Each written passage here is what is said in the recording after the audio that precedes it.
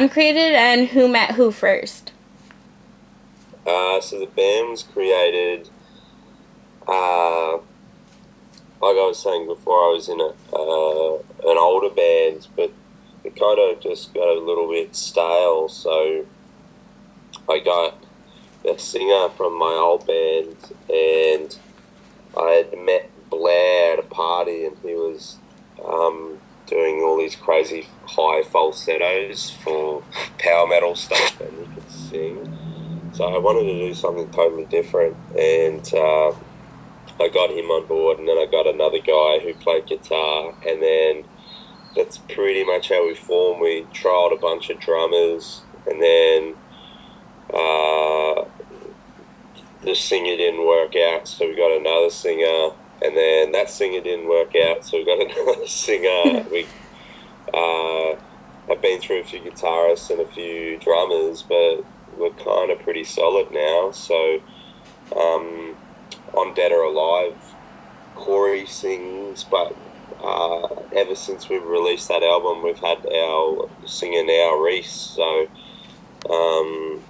yeah, it was kind of like a bit of a shuffle around, but basically Blair and I are the original members, and through that foundation we've just kind of picked up everyone else. We've found them all over the shop. Kerrod was found in a music store playing guitar, so we saw him and he was just jamming out, and we were like, that guy is good, so we got him. And then Sticks, our drummer, was kind of suggested to us from friends, and it all went from there. Cool. Yeah. Let's see. So I've noticed throughout, your albums and your different like YouTube videos and stuff, there's like this cowboy western theme. So what's going on with that? So I come from a country town 6 hours west of Brisbane in Australia, so it's the outback.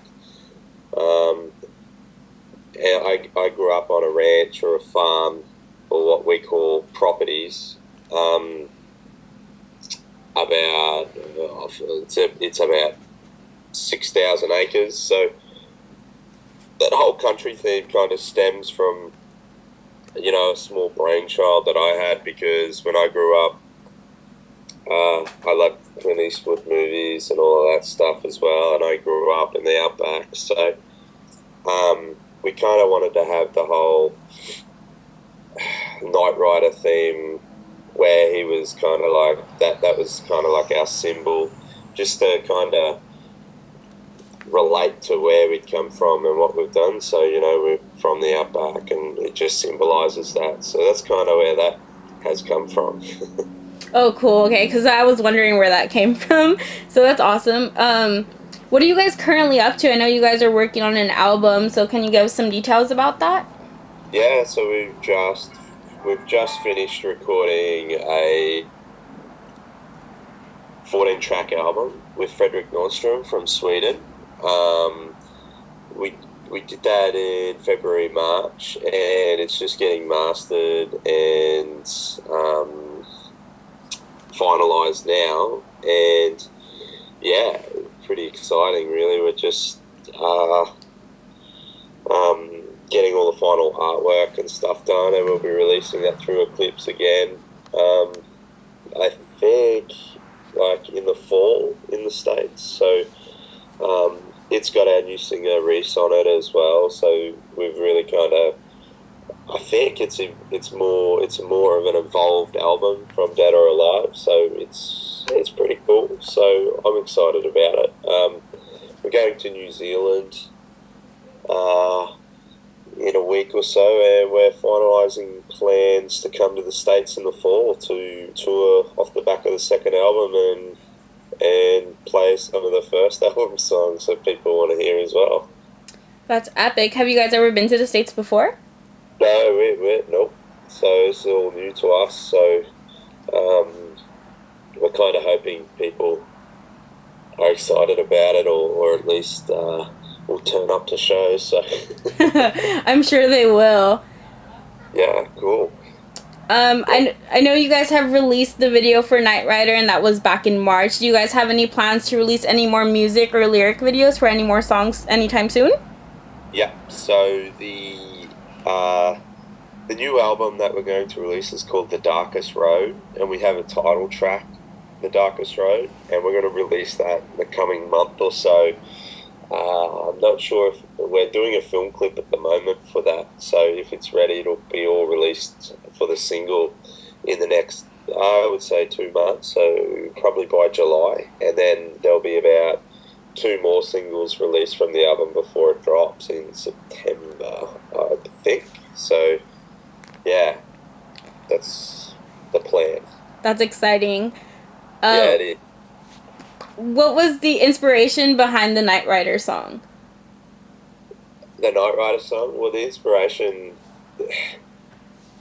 it's kind of like subtle messages. That song in particular was written in regards to you can make mistakes, but you can redeem yourself as such. That song was like a bit of a thing around my father and grandfather coming from the West and stuff. So, and because, I would call them absolutely great role models, but growing up in the outback and the bush and stuff, you really have to do what you've got to do to survive. So it was kind of written in more of an old Western movie theme, but the message is still the same, that, nobody's perfect, but you've really got to, you can make mistakes, but it can all be put to right, but the only person that can do it is yourself. So, yeah, that's the theme about that. So when we did the film clip, we wanted to do something really, really different. So we loved, spaghetti westerns being Clint Eastwood style spaghetti westerns, and we loved video games and the message around the song. So we just combined all that together and did it. So we had it was nervous when we did it because I didn't know whether people would get it. And plus, the intro is 3 minutes long, although you can skip straight to the song. People can be quite fickle, but it's got a good response. I mean, there was a few haters, but that only breeds publicity and more love. So, yeah. Very true about that. I know you guys were out on tour with Upon a Burning Body, Born of Osiris, and a few other heavy hitters. What touring tips have you guys picked up from those bands, if any? Yeah, heaps of touring tips. I mean, you've got to eat healthy on tour.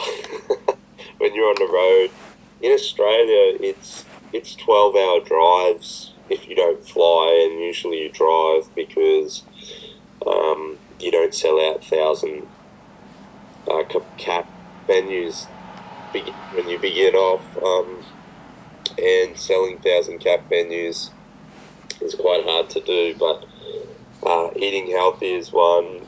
Tips from Upon a Burning Body would have been more for Reese, because Danny is a really good frontman, and I think he controls the crowd very well. So Reese picked up a lot of stuff off him in regards to that. And I mean, with Born of Osiris and those guys, they just know how to party. So I think we learned to drink a bit more. I see. So how hard is it to eat healthy while you're out on the road? Because I would imagine, there's more gas stations than there are, organic places to eat. It's super hard, especially, when you have dudes in bands that are vegetarian and all of that stuff as well, because you simply turn up to the show, you set up, you play, you pack up, and then you're straight in the van overnight to the next city, because from Brisbane to Sydney's a 12 to 13 hour drive, and then from Sydney, if you miss Canberra, which is a 3 hour drive, you go to either Melbourne or Adelaide, and Adelaide is a 17-hour drive, and Melbourne is another 12-hour drive. So it's really hard to eat healthy. So what we usually do is we have a portable little fridge that we can plug into the car, and we pack. We go shopping and we buy heaps of tomatoes and stuff, fruit and vegetables to make sandwiches. And so it's not, Macca's or KFC or so yeah, you've got to be really organized. I would imagine. I know you guys said that you're gonna have something out, mid or around fall in the States, but summer's just around the corner over here in the States. So do you guys have any specific shows that you guys are playing over there on your side of the world for summer? Yeah, I mean, we're playing a bunch of headline shows in Brisbane, and we're doing like a few mini tours through a bunch of clubs over here. I mean, we're off to New Zealand in your summer, which is our winter, and it's really, really cold. We're headlining a festival over there called Never Silent. And that's just like a kind of new thing going on in New Zealand where a bunch of dudes have put together, and yeah, we were lucky enough to headline it. So it's funny, in Auckland in New Zealand, it's kind of like our second home. We get a really good turnout there. So we're doing that. So, and then I guess it's practice, and come to the States for 5 to 6 weeks. So should be good. Cool. So over the years, you said, you guys have gone through lineup changes and some members don't work out. So how exactly have you guys grown as artists, and specifically your role as a guitarist? Like, how have you managed to grow from when you first began to now? Right. So it's just keep challenging yourself. Growing as artists, I just guess, comes through experience. So that's through touring and playing and recording and touring and playing and recording. So I guess from 2009, when the band formed, it took us a little while to get our rhythm, find our members, get a solid lineup, and actually start to make a difference. I mean, we released Dead or Alive in 2012 in Australia, and then 2013 when Eclipse picked us up. I mean, because there was a lot of DIY for us, and it still is in Australia. I mean, the States is looking really good for us because, we're talking to booking agents now and management and stuff is slowly coming to fruition. So it's funny when people say, "Oh, check out this new band," and we've been touring for 5 years. Yeah.